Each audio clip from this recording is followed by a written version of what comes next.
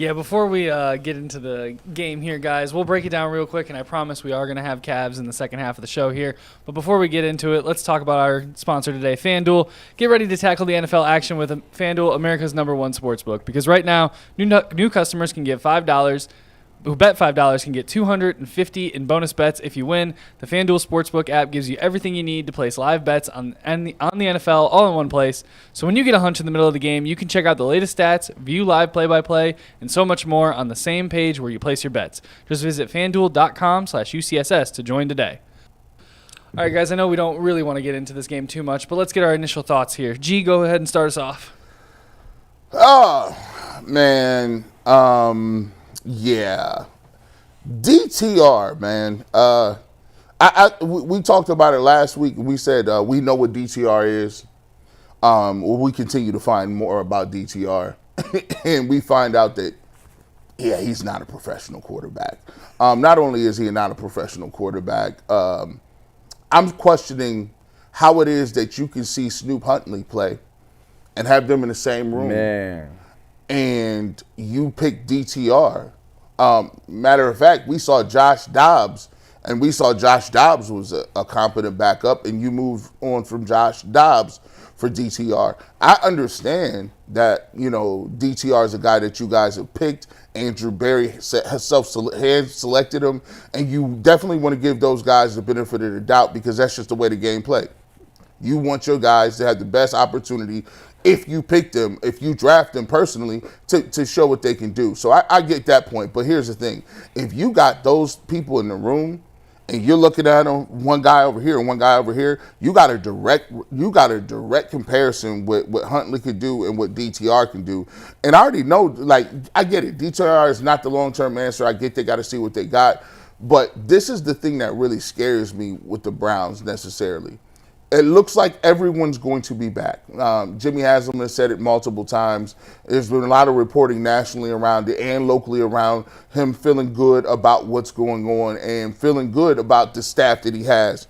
My problem is this. You are now going into a situation where you have a top 3 pick. You're probably going to lose. I know for a fact you're going to lose against Baltimore in Baltimore because they're playing for the division.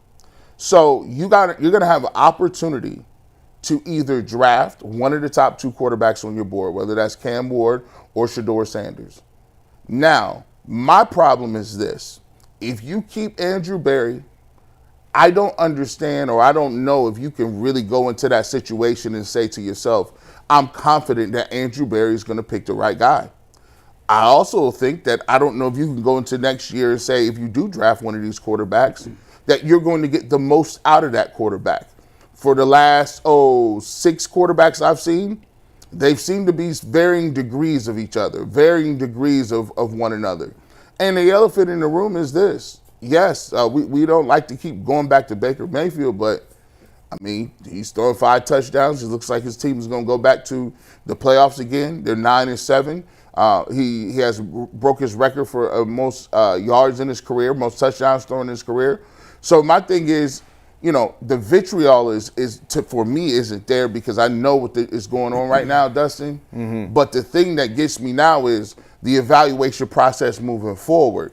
How can you, as a Browns fan, have faith in this regime or organization when a quarterback is now staring you in the face and it looks like you can't even pick between the obvious in Snoop Huntley and DTR and say which one is which? How do you think you're going to do that with some guys who don't have tape? Well, there's a lot to unpack there. I guess we'd start with this. I feel bad for Browns fans who actually went to that game or watched that game.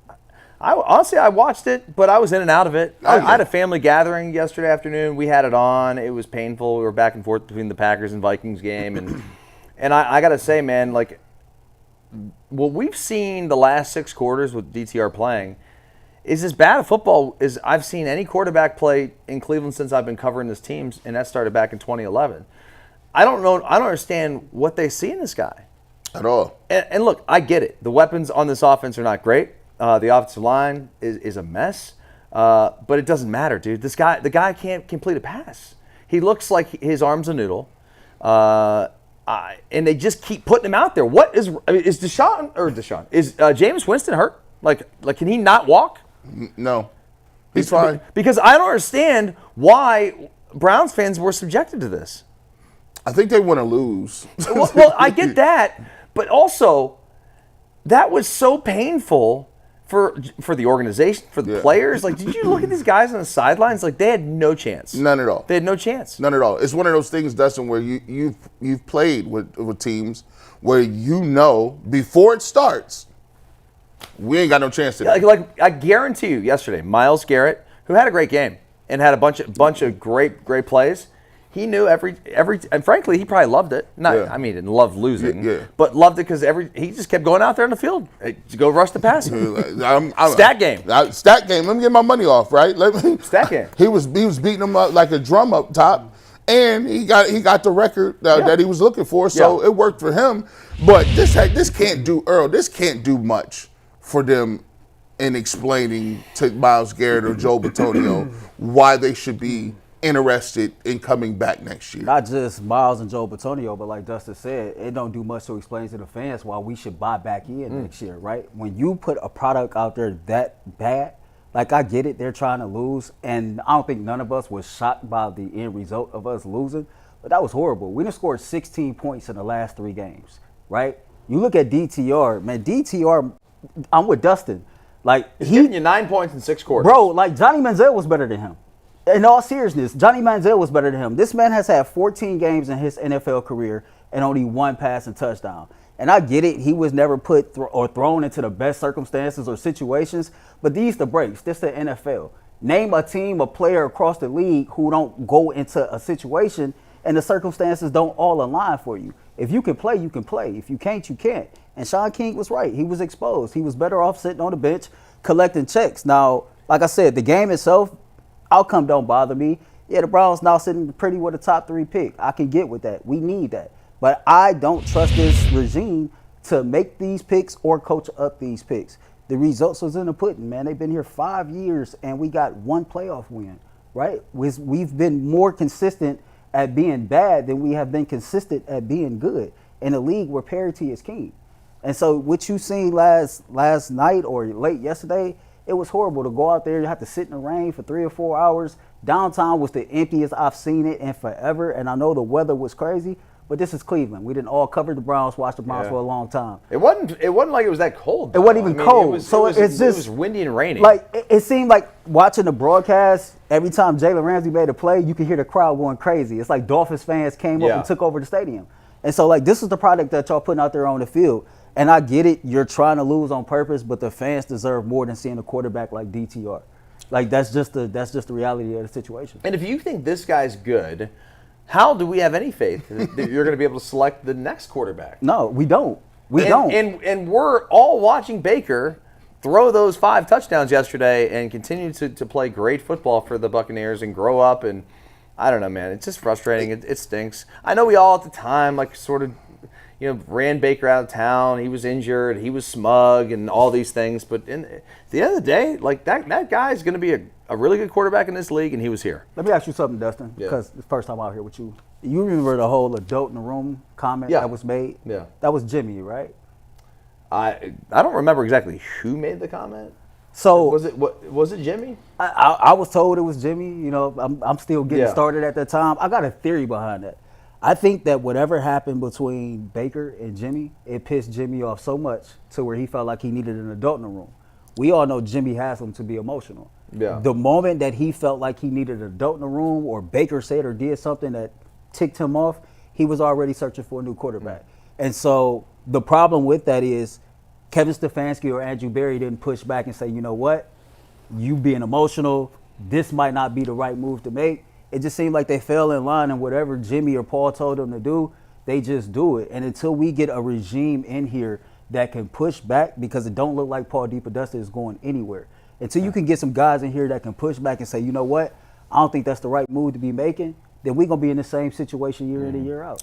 So you bring that up. We saw this article in executive producer Steve sent us this article, and I didn't even know LinkedIn had a big forum, right? LinkedIn, and this comes from RG3. So RG3 posted this on LinkedIn, and he says the Cleveland Browns tried to destroy Baker Mayfield's NFL career and reputation after he helped them in the NFL's longest postseason drought and win their first playoff game in 26 years.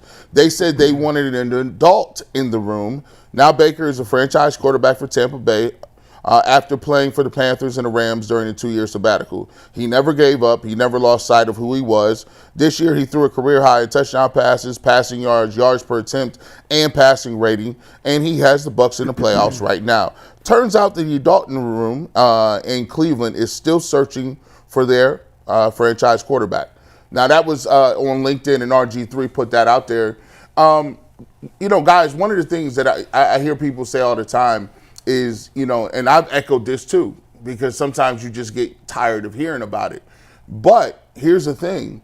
If you are an individual and you go through a bad breakup and your ex-girlfriend or your ex-wife is doing better, she got another new house, she married a dude that's a swimsuit model, she to move neighborhoods, she look happy, her skin get looking better, and you still bouncing from job to job on unemployment line, and you still got to pay alimony. Yeah, your parents gonna think something a little bit. Your friends gonna say, hey man, you kind of fell off a little bit, dog. Yeah, I mean, and you got to pay alimony. She done came up. What you doing, dog? Until the Browns get the quarterback position right, unfortunately, I think they're going to always hear about Baker. Do you think that that conversation is going to stop anytime soon? No, and because they didn't just go from Baker to, there's no stability. If Deshaun turned out to be a good player for the Browns, I think people will still have been like, well, you had your quarterback, right? But you still have something. We don't have anything. We've got nothing. We're still looking for another quarterback. We're probably going to take one number 1 overall, which we did with Baker Mayfield in 2018. And you're going to, I don't know, I mean, Shedeur Sanders, Cam Ward came finish the game. That's a whole nother, it's so funny. Earl, we talk about DTR, right? Obviously, he's the latest guy to trot out there, and there's no doubt in my mind that this ain't it. No, this ain't it at all. This ain't it at all. Like, if they went and said they want to play Zappy next week, I'd have no problem with it. I'm cool with that. Zappy might go out. I don't know. Zappy might go out there and try to win, man. He might go out there and try to put something good. No one's beating the Ravens this weekend, dude. The Browns can line up there with Bernie in his prime, and you name it. I mean, we can go triple. We can go like the wing T like Keith Wakefield in Perry High School. It ain't happening. It ain't happening. And have Nick Chubb, Kevin Mack, and Ernst Biner in the backfield. No, you're not beating the Ravens. In all seriousness, though, like if we was to see Zappy next week, I don't think it would bother me because, I joke about putting something good on film, but you at least lead one quarterback on this roster, a third string, second string guy, because DTR shouldn't deserve to be on this roster going forward. Jameis probably won't be back. Deshaun will be on the roster. I don't think he will be in the on-field plans, but you need to start somewhere. Later on in the show, we'll get to it. Is the Browns quarterback situation so bad that they have to draft a quarterback in the top 3? We'll talk about that a little bit later.